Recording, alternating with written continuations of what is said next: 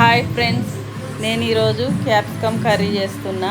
అర KG capsicum తీసుకొని కొంచెం పెద్ద సైజు ముక్కలు కట్ చేసి మీడియం సైజు ఉల్లిగడ్డ కట్ చేసి పక్కన పెట్టాలి. తర్వాత ఒక ప్యాన్లో నూనె వేసి మామూలు సన్ఫ్లవర్ ఆయిల్ ఏదైనా వేసుకోవచ్చు. ఒక కొంచెం ఆవాలు వేసి తర్వాత ఉల్లిగడ్డ కూడా వేసి ఫ్రై చేసి ఉల్లిగడ్డ మంచిగా ఫ్రై అవ్వాలంటే మూత పెట్టాలి. మూత పెడితే తొందరగా ఫ్రై అవుతుంది. అంతలోపు నేను అల్లం వెల్లుల్లి పేస్ట్ దంచుతా, రోట్లో దంచుతాను. అప్పుడప్పుడు మిక్సీ బట్టి పెట్టుకుంటా, కానీ ఈసారి లేదు, అందుకే రోట్లో దంచిన. ఇలా ఫ్రెష్గా రోట్లో దంచితే నిజంగా చాలా బాగుంటుంది.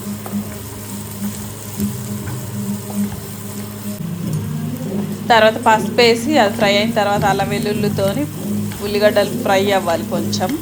తర్వాత పసుపు వేయాలి. తర్వాత ఈ క్యాప్సికమ్ ముక్కలు వేసి మంచిగా కలపాలి, బాగా మిక్స్ అయ్యేలాగా కలిపి మూత పెట్టేసేయండి. మూత పెట్టి కొంచెం వేడి కొంచెం ఫ్రై అవ్వాలి మూత పెట్టేసి. తర్వాత 1 నిమిషం పెడితే చాలా, ఎక్కువసేపు అక్కర్లేదు. తర్వాత రుచికి సరిపడా ఉప్పు వేసుకొని కలిపి మళ్ళీ మూత పెట్టేసేయాలి. పెడితే అప్పుడు క్యాప్సికంలో ఉన్న నీరంతా బయటకు వచ్చేస్తుంది. మనం నీళ్ళు వేయద్దు, అస్సలు ఒక చుక్క కూడా నీళ్ళు వేయద్దు. ఆ క్యాప్సికంలో ఉండే నీరుతోనే ఉడకాలి, అప్పుడే టేస్ట్ బాగుంటుంది. కొంతమంది నీళ్ళు వేస్తారు, బాగుంటుంది నీళ్ళు వేస్తే. తర్వాత ఈ విడిగా వేయించుకున్న నువ్వులు ఉన్నాయి నా దగ్గర. ఆ వేయించుకున్న నువ్వులు కొన్ని ఒక 2-3 టేబుల్ స్పూన్లు వేసుకున్న నువ్వులు, వేయించిన నువ్వులు ఆల్రెడీ, అవి మిక్సీ పట్టాలి. ఎక్కువ మిక్సీ సన్నగా పట్టొద్దు, పొడి పొడిగా. ఇందాక చూపించాను కదా, నువ్వుల గింజలు అక్కడక్కడ కనిపించాలి, బరకనే పట్టాలి. పట్టిన తర్వాత అలా నీళ్ళు వస్తాయి చూడండి, కొంచెం నీళ్ళు వచ్చినాయి. ఇప్పుడు కారం వేయాలి. ఫస్ట్ కారం వేసిన తర్వాత ధనియాల పొడి వేయాలి. మా ఇంట్లో ధనియాల పొడిలో కొంచెం లవంగం, యాలక్కాయ కూడా నేను మిక్సీ చేస్తాను, దాంట్లో మిక్సీ చేస్తాను అనమాట. ఇక లేదంటే వట్టి ధనియాల పొడి అయినా వేసుకోవచ్చు. వేసి కలిపి మూత పెట్టేసేయండి. ఈ నువ్వుల పొడి సగం ఉడికిన తర్వాత వేయాలి. ఆ సగం ఉడికిన తర్వాత నేను నువ్వుల పొడి వేస్తే అప్పుడు కూర మంచి టేస్ట్ ఉంటుంది, చాలా బాగుంటుంది. నీళ్ళు వస్తాయి ఇట్లా, ఇంక ఉడకలేదు, గట్టిగానే ఉంది ముక్క. అట్లా నొక్కి చూస్తే మెత్తగా అవ్వాలి, కొంచెం మెత్తగా అవ్వాలి, ఎక్కువ మెత్తగా అవ్వద్దు, కొంచెం. ఇంక ఉడకలేదు, అది ఉడకలేదు, గట్టిగానే ఉంది. మూత పెట్టి ఇంకొంచెం ఒక 2 నిమిషాలు పెడతాను నేను. 2 నిమిషాల తర్వాత మగ్గిపోతుంది, మెత్తగా అవుతుంది. కొంచెం మెత్తగా, మరీ మెత్తగా అవ్వద్దు అసలు. క్యాప్సికమ్ కర్రీ టేస్టే బాగుండదు అసలు. కొంతమంది చాలా మెత్తగా ఉడకబెడతారు, అది బాగుండదు కూర. టేస్ట్ ఒరిజినల్ టేస్ట్ రానే రాదు. క్యాప్సికమ్ ఎప్పుడు కానీ కొంచెమే ఉడికించాలి, అంటే ఎక్కువ మెత్తగా స్మాష్ అయ్యేలాగా ఉడికించాలి.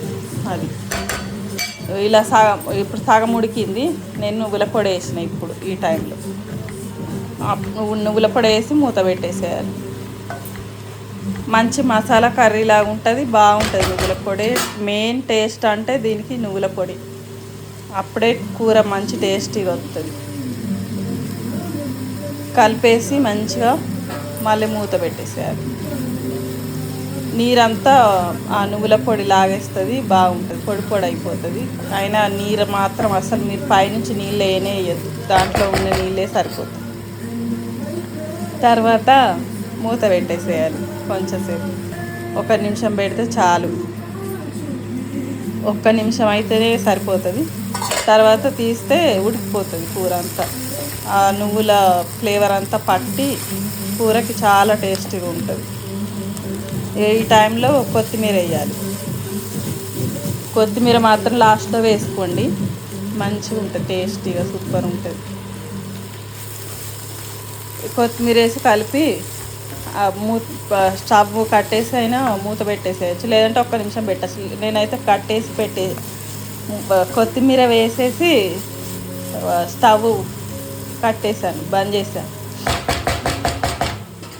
అంతే అయిపోయింది కూర రెడీ.